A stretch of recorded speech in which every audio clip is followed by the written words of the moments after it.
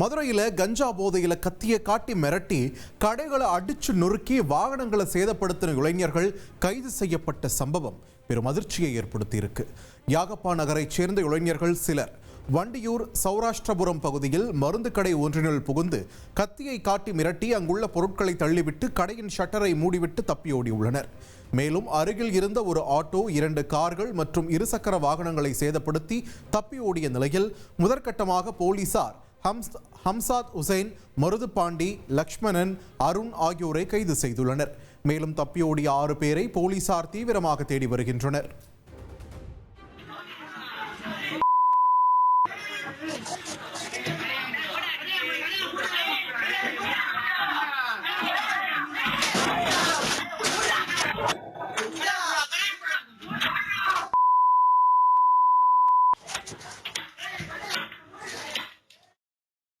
பொள்ளாச்சி அருகே ஆனைமலையில் சாலையில் சென்ற பெண்களிடம் திருடர்கள் வழிப்பறியில் ஈடுபட்ட சம்பவம் அச்சத்தை ஏற்படுத்தியுள்ளது. புவனேஸ்வரி, முத்துலட்சுமி ஆகிய 2 பெண்களிடம் வெவ்வேறு இடங்களில் செயினை பறித்துள்ளனர்.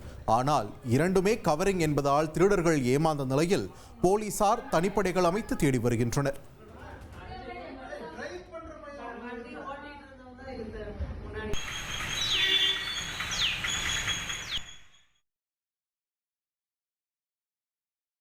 கேரள மாநிலம் குருவாயூரில் தெருநாய் கடித்ததில் பெண்ணின் காதின் ஒரு பகுதியே துண்டான சம்பவம் பெரும் அதிர்ச்சியை ஏற்படுத்தியுள்ளது.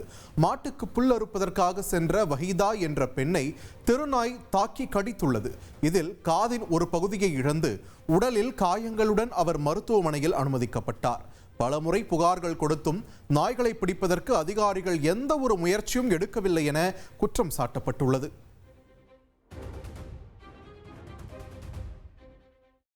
பிலிப்பைன்ஸின் தெற்கு கடலோர பகுதியில் அடுத்தடுத்து 2 முறை ஏற்பட்ட சக்தி வாய்ந்த நிலநடுக்கத்தில் 7 பேர் உயிரிழந்துள்ளனர். கடலுக்கு அடியில் 7.4 ரிக்டர் அளவில் நிலநடுக்கம் ஏற்பட்டதை அடுத்து வீடுகளிலும் அலுவலகங்களிலும் இருந்தவர்கள் அலறியடித்துக் கொண்டு வெளியேறி வீதிகளில் தஞ்சம் அடைந்தனர். அதைத் தொடர்ந்து மீண்டும் ஒரு முறை சக்தி வாய்ந்த நிலநடுக்கம் ஏற்பட்டது. நிலநடுக்கம் தொடர்பான விபத்துகளில் சிக்கி 7 பேர் உயிரிழந்தனர். கடலுக்கு அடியில் நிலநடுக்கம் ஏற்பட்டதால் சுனாமி எச்சரிக்கையும் விடுக்கப்பட்டது. பிலிப்பைன்ஸில் 10 நாட்களுக்கு முன் நிலநடுக்கம் ஏற்பட்டு 79 பேர் உயிரிழந்த நிலையில் மீண்டும் ஒரு அதிர்ச்சி சம்பவம் பொதுமக்களை பீதியடைய செய்துள்ளது. சென்னையில் பிறப்புறுப்பில் தெருநாய் கடித்ததால் 3 வயது சிறுவனுக்கு தீவிர சிகிச்சை அளிக்கப்பட்டு வருகிறது. சென்னை நெற்குன்றத்தில் வீட்டின் முன் விளையாடி கொண்டிருந்த 3 வயது சிறுவனை தெருநாய் ஒன்று கொடூரமாக கடித்துள்ளது. குழந்தையின் தொடை, பிறப்புறுப்பு பகுதியில் நாய் துரத்தி கடித்ததால் படுகாயங்களுடன் சிறுவன் எழும்பூர் குழந்தைகள் நல மருத்துவமனையில் அனுமதிக்கப்பட்டுள்ளார். தெருநாய்கள் தொல்லை அதிகமாக இருப்பதால் மாநகராட்சி அதிகாரிகள் விரைந்து நடவடிக்கை எடுக்க வேண்டும் என்று சிறுவனின் தந்தை கண்ணீர் மல்க கூறியுள்ளார். என் குழந்தை ஒன்று விளையாண்டுக்கிட்டு இருந்த குழந்தை அப்போ தான் குளிச்சுட்டு வெளியில் போனான் ரோட்டுக்கு. அங்கே உள்ள தெருநாய் வந்து கடித்து முட்டி, கால், இந்த ஒரு 4-5 இடத்துல கடித்து மெயினான இது உறுப்பு, இது விரையில் வந்து கடித்து அந்த விரை ஒன்று வெளியில் வந்துருச்சு. ரொம்ப போராடிக்கிட்டு இருக்கான் அவன். என்ன சொல்கிறதுன்னு தெரியல. ரொம்ப கஷ்டமாக இருக்குது பார்த்தா. ரொம்ப அழுதுகிட்டு தாக்க முடியலை. அதை கொண்டு கேஎம்சி போனோம். அங்கே வந்து பார்க்க முடியாதுன்னு சொல்லிட்டு இங்கே பேபி ஹாஸ்பிட்டல் அமைச்சு வச்சுருக்காங்க. நெல்லை சேரன் மகாதேவியில் செயல்பட்டு வரும் தனியார் பொறியியல் கல்லூரியில் பாலியல் குற்றச்சாட்டுக்கு ஆளான பேராசிரியர் மீது மாணவர்கள் தாக்குதல் நடத்திய அதிர்ச்சிகர வீடியோ காட்சிகள் வெளியாகியுள்ளன. சமீபத்தில் சுற்றுலா சென்றபோது பேராசிரியர் ஒருவர் மாணவர்களிடம் தவறாக நடந்து கொண்டதாக கூறி அவர் மீது நடவடிக்கை எடுக்க வலியுறுத்தி மாணவர்கள் போராட்டம் நடத்தினர். அத்துடன் பேராசிரியரை அவரது அறைக்கே சென்று மாணவர்கள் தாக்கிய நிலையில் இது தொடர்பாக போலீசார் வழக்கு பதிவு செய்து 5 மாணவர்களை கைது செய்துள்ளனர். மாணவர்கள் மீதான நடவடிக்கைக்கு எதிர்ப்பு தெரிவித்து சக மாணவர்கள் போராட்டம் நடத்தியது குறிப்பிடத்தக்கது.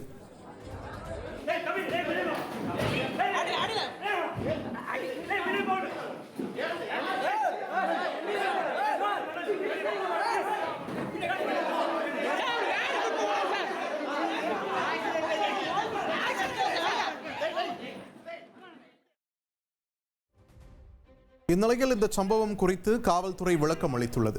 கொச்சிக்கு சுற்றுலா சென்றபோது மாணவியிடம் பேராசிரியர் தவறாக நடந்து கொண்டதாக மாணவர்கள் அதிருப்தி தெரிவித்ததாகவும், பாதிக்கப்பட்ட மாணவி அவரது தரப்பிலிருந்து இதுவரை பேராசிரியர் மீது எந்த புகாரும் கொடுக்கவில்லை என்றும் தெரிவிக்கப்பட்டுள்ளது. அத்துடன் பேராசிரியர் தாக்கப்பட்ட விவகாரத்தில் அவதூறு பரப்பினால் கடும் நடவடிக்கை எடுக்கப்படும் என்றும் எச்சரிக்கை விடுக்கப்பட்டுள்ளது. மகாராஷ்டிரா மாநிலம் கோலாப்பூரில் உள்ள கல்வி விடுதியில் சீனியர் மாணவர்கள் ஜூனியர் மாணவர்களை பெல்ட் தடியால் அடித்து கொடுமைப்படுத்திய சம்பவம் பெரும் பரபரப்பை ஏற்படுத்தியுள்ளது. காலால் உதைத்தும் ராகிங்கில் அந்த மாணவர்கள் ஈடுபட்ட காட்சிகள் வெளியாகி பேசுபொருளாகி உள்ளது. குழந்தைகள் வலியால் துடிதுடித்த காட்சிகள் கலங்க வைத்துள்ளது. இது தொடர்பாக விளக்கம் அளித்துள்ள சம்பந்தப்பட்ட கல்வி நிறுவனம், ஒழுக்கத்தை பேணுவதற்கும் அனைத்து மாணவர்களையும் பாதுகாப்பதற்கும் கடுமையான விதிமுறைகளை அமல்படுத்துவதாக அறிவித்துள்ளது. கோவை மாவட்டம் சூலூர் அருகே தனது மனைவியுடன் தகாத உறவு வைத்திருந்த பெட்ரோல் பங்க் ஊழியரை கணவர் கத்தியால் குத்தி கொலை செய்தார். சிக்கநாயக்கன் பாளையம் பகுதியைச் சேர்ந்த சந்தோஷ் பெட்ரோல் பங்கில் பணியாற்றி வந்தார். இவருக்கும் கண்ணம்பாளையம் அண்ணாநகரைச் சேர்ந்த ரவிச்சந்திரன் என்பவரின் மனைவிக்கும் தகாத உறவு இருந்ததாக தெரிகிறது. இதை அறிந்த ரவிச்சந்திரன் தனது நண்பர் நவீன்குமாருடன் சேர்ந்து சந்தோஷை கத்தியால் குத்தி கொலை செய்தார். பின்னர் இருவரும் சூலூர் காவல் நிலையத்தில் சரணடைந்தனர். இந்நிலையில் சம்பவம் பதிவான பதற வைக்கும் சிசிடிவி காட்சிகளை பார்க்கலாம்.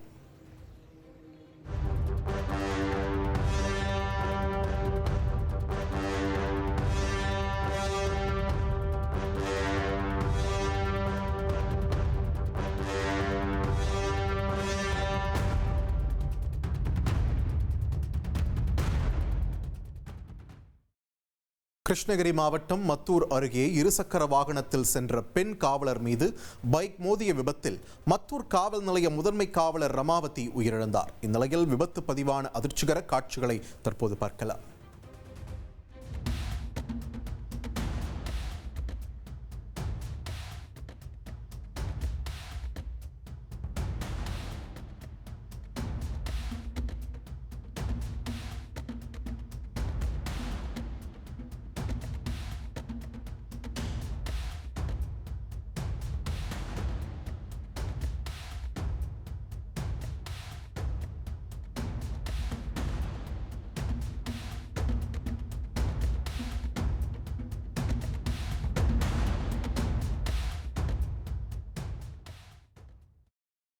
உத்தரப்பிரதேச மாநிலம் கான்பூரில் உள்ள மெட்ரோ கிடங்கில் பெரும் தீ விபத்து ஏற்பட்டது.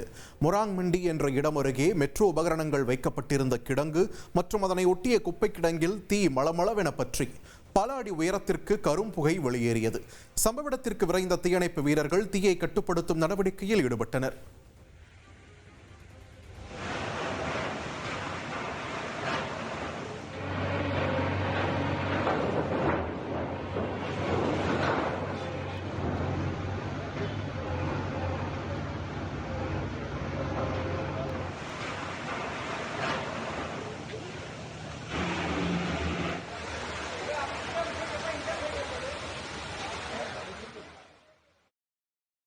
அமெரிக்காவில் ராணுவ வெடிமருந்து ஆலை வெடித்து சிதறியதில் 19 பேர் மாயமாகியுள்ளனர்.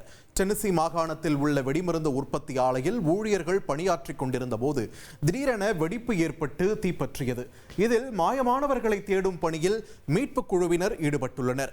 வெடிப்புக்கான காரணம் குறித்து FBI அதிகாரிகள் விசாரணை நடத்தி வருகின்றனர். இந்நிலையில் வெடிப்பு சத்தத்தின் போது வெப்கேமில் பதிவான காட்சிகள் வெளியாகியுள்ளன.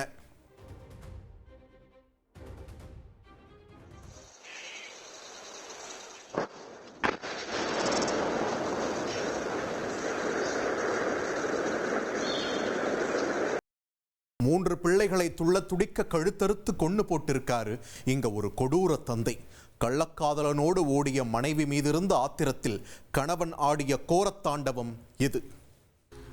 சிரித்த முகத்துடன் அழகாக ரீல் செய்து கொண்டிருக்கும் இந்த 3 பிஞ்சுகளும் தற்போது உயிருடன் இல்லை.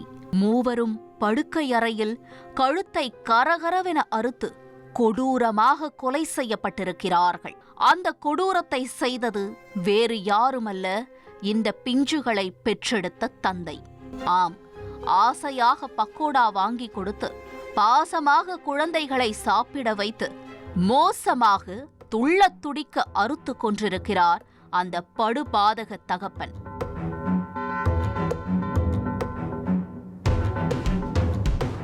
என்ன நடந்தது என்று தெரிந்து கொள்ள பட்டுக்கோட்டை செய்தியாளர் சிவாவை கனத்த இதயத்துடன் சம்பவ இடத்திற்கு அனுப்பினோம்.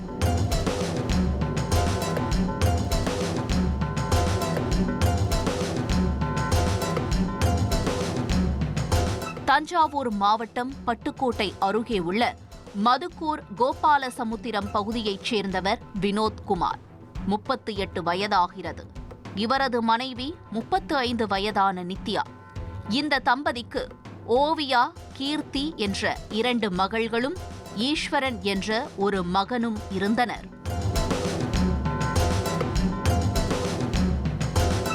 மதுக்கூர் பகுதியில் சொந்தமாக லாரி வைத்து தொழில் நடத்தி வந்துள்ளார் வினோத்குமார்.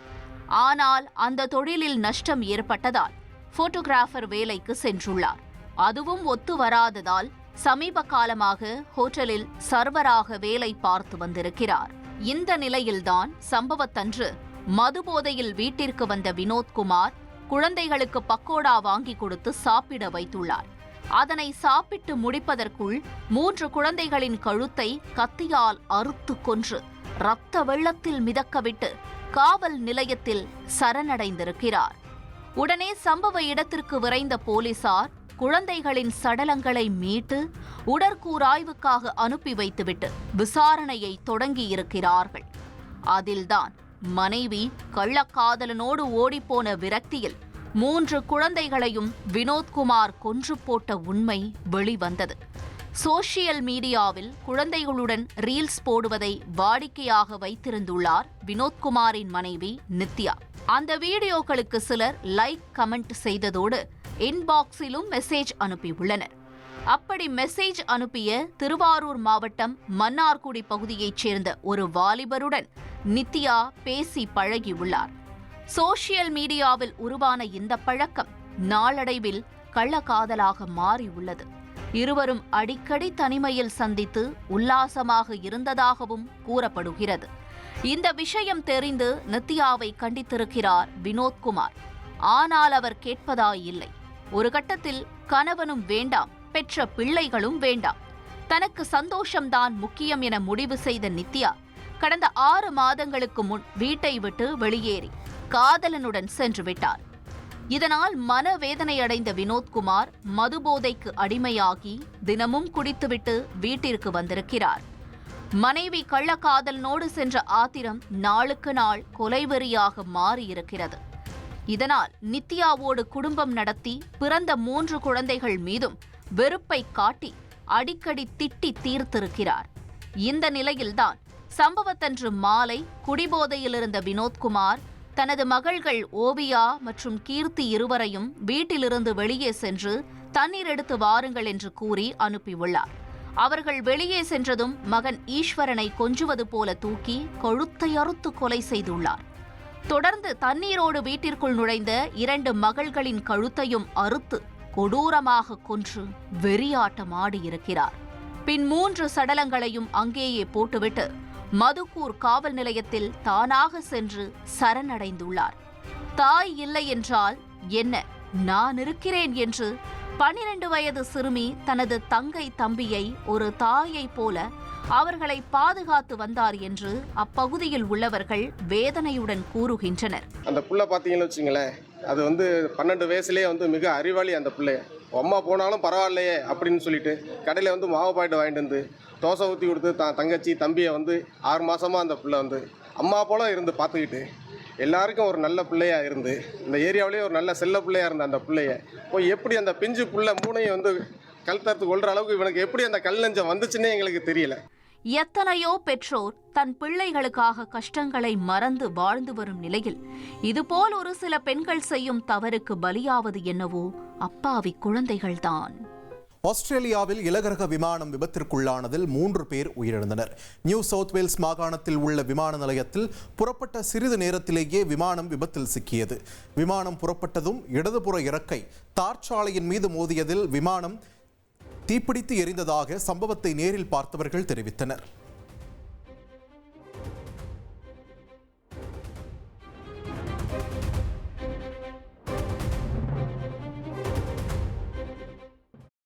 கால்வாயில் சடலமாக வீசப்பட்ட பழங்குடியின வாலிபரோட வழக்கில் போலீசார் தொழிற்சாலை ஓனரின் மகன் உட்பட 4 பேரை அதிரடியாக கைது பண்ணியிருக்காங்க. திருட வந்ததாக கூறி இளைஞரை தாக்கிக் கொன்றதன் பின்னணி என்ன?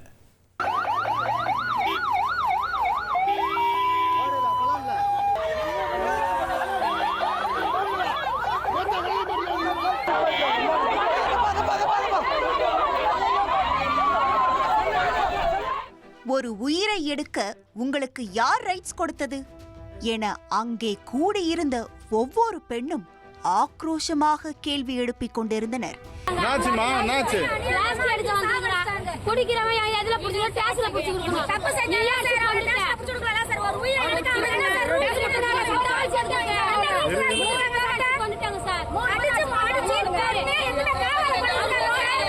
இந்த கொந்தளிப்புகளுக்கு காரணம் இங்கே நடந்திருக்கும் ஒரு கொடூர கொலை.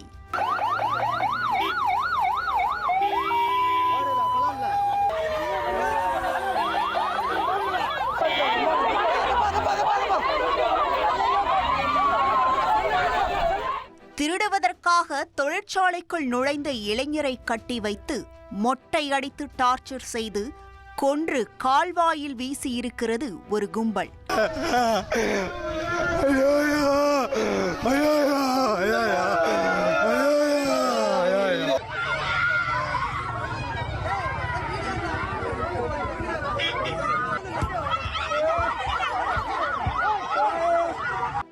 அந்த கொலைக்கு நீதி கேட்டுதான் ஆம்புலன்ஸை மறித்து இவர்கள் இத்தனை ஆக்ரோஷத்துடன் போராடி கொண்டிருக்கிறார்கள்.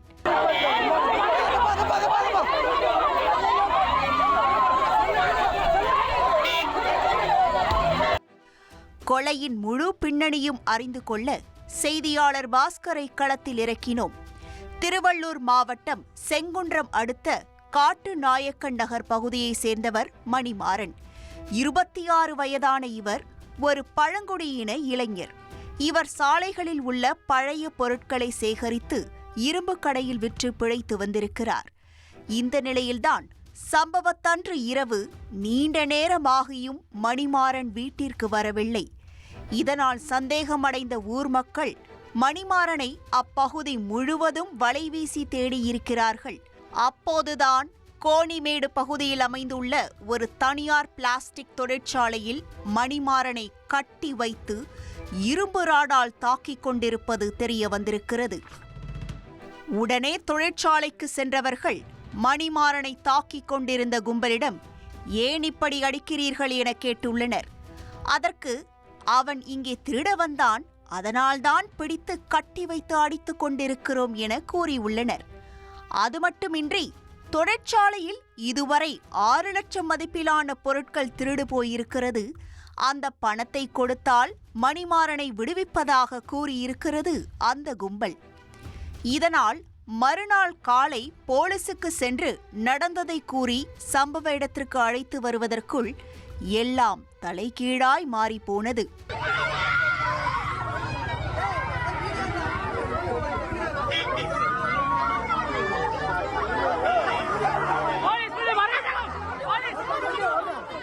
மணிமாறன் மொட்டையடிக்கப்பட்டு உடல் முழுவதும் காயங்களுடன் எல்லையம்மன் பேட்டை கிராமத்தில் உள்ள கால்வாயில் சடலமாக கிடந்திருக்கிறார்.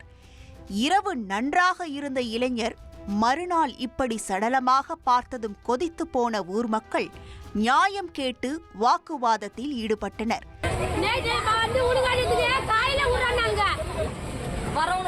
சமாதானமா பேசி அமைச்சிருக்காங்க. அந்த பையன் அடிச்ச குழந்தை பார்த்து 1 மாசம் தான் ஆச்சு. வயசு. தொழிற்சாலையை சேர்ந்தவர்கள் மணிமாறனின் தலைமுடியை கையால் பிடுங்கி டார்ச்சர் செய்ததோடு இரும்பு ராடால் கொடூரமாக தாக்கிக் கொன்றதாக ஊர் மக்கள் அடித்து கூறினார்கள். ஏதோ தெரியாம கம்பெனி உள்ள பூந்துட்டான். அதுங்க நீங்க ஒரு திருடனை பிடிச்சா எங்க போய் கொடுக்கணும்? ஸ்டேஷன்ல கொடுக்கணும். ஸ்டேஷன்ல கொடுக்கணும். ஸ்டேஷன்ல கொடுக்கல. எங்க ஆளுங்க ஒரு 10 பேர் வந்திருக்காங்க. விடுங்க, தெரியாம பண்ணிட்டேன். எங்க மாமா சித்தப்பாங்க மாமங்காரெல்லாம் வெளியே போயிருக்காங்க. அவங்க வரத்துக்கு லேட் ஆயிடுச்சு. அவங்க என்ன பண்றாங்க, இல்ல நான் காலையில உங்க ஆளுங்களை கூட்டிட்டு வாங்க விடுறேன்னு சொன்னாங்க. காலையில வர பார்த்தா பாடியை காணோம். கம்பெனில உள்ள பூந்து பார்த்தா யாருமே இல்ல. உள்ள ஒரு பாயை வச்சு ஜீப் உள்ள வச்சு அவனுக்கு கம்ப்யூட்டர் எல்லாம் இருக்கு. அப்ப நாங்க பிள்ளைய போச்சு, எங்க பிள்ளை யாரு கொடுப்பா? ஜீப் உள்ள வச்சு எடுத்துட்டு போறாங்க. அப்ப எங்க பிள்ளை போச்சு, என் பிள்ளை யார் தருவா? என் பிள்ளைங்க யார் தருவா? என் பிள்ளை எங்க கடந்தா அண்ணாதே பிள்ளைல கடந்தான். எல்லாம் போய் பார்த்தோம். போலீஸ்காரங்க மறிச்சாங்க. அந்த வண்டி கிடையாது, அந்த வண்டி கிடையாதுன்னாங்க. அந்த வண்டியெல்லாம் ஏத்திட்டு போயிருக்காங்க. எங்களுக்கு என்ன நியாயம் நீதுன்னு நீங்க சொல்லி பாருங்க. நான் என்ன சொன்னது, இந்த பாய் கம்பெனி திறக்க கூடாது. எந்த கம்பெனி வச்சா ஸ்டீல் வச்சிடணும். அவன் உள்ள போடுறவன் வெளியே வரக்கூடாது. எங்க பிள்ளைங்க எங்களுக்கு வேணும் சார். திருடெல்லாம் போய் திருடதுக்கு வயிற்று பழகு பண்ணிட்டான். அதுக்கு என்ன பண்ணணும் சொல்லுங்க? போலீஸ் எதுக்கு இருக்கு? ஸ்டேஷன் எதுக்கு இருக்கு? எதுக்கு படிக்கிறாங்க போலீஸ்காரங்க? அப்புறம் எதுக்கு போலீஸுக்கு வேலை? அவங்க கொண்டதுக்கு போலீஸ் எதுக்கு? வக்கீல் எதுக்கு? கோர்ட் எதுக்கு? ஜட்ஜ் எதுக்கு? சொல்லுங்க சார். மேலும் சடலத்தை மீட்டு செல்ல வந்த ஆம்புலன்ஸை வழிமறித்து பெண்கள் தகராறில் ஈடுபட்டனர். இதனால் அந்த பகுதியே பரபரப்பில் ஆழ்ந்தது.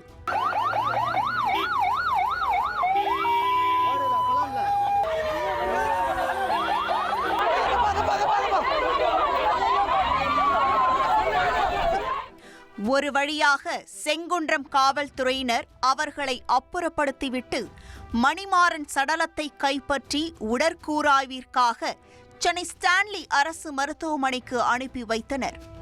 இதனையடுத்து மணிமாறனின் உறவினர்கள் கொலைக்கு காரணமானவர்களை கைது செய்ய கோரி தொழிற்சாலையை முற்றுகையிட்டனர். இந்த சம்பவம் தொடர்பாக தலைமறைவாக இருந்த தொழிற்சாலை உரிமையாளர் கலீல் ரகுமான், உரிமையாளர் மகன் சாயத் ஃபாரூக், ஊழியர்கள் அப்துல் மாலிக், விக்னேஷ், அசோக் குமார், செல்வகுமார் ஆகிய 6 பேரை போலீசார் கைது செய்துள்ளனர். கொலை, தடயங்களை மறைத்தல், SC/ST வன்கொடுமை சட்டம் ஆகிய 3 பிரிவுகளின் கீழ் வழக்கு பதிவு செய்து நீதிமன்றத்தில் ஆஜர்படுத்தி 6 பேரையும் சிறையில் அடைத்தனர்.